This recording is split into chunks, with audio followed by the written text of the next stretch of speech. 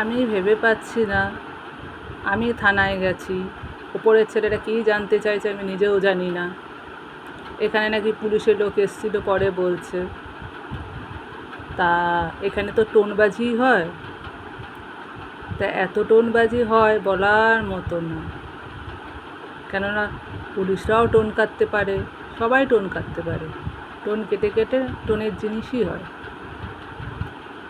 এইবার এরাও টোন কাটছে, সকালবেলা আমিও পুলিশরাও টোন কেটেছে। এবার টোনবাজিতেই হয়েছে সব কিছু। এবার বলুন, ভুলটা আমি নাড়াইনি, সৈকত নাড়িয়েছে। এবার বলুন, এত টোনে টোনে টোনে যে আমি ট্যাগটা দিয়েছি কী কারণে? আর যারা এই ভিডিওগুলো করেছে পুলিশ সেগুলো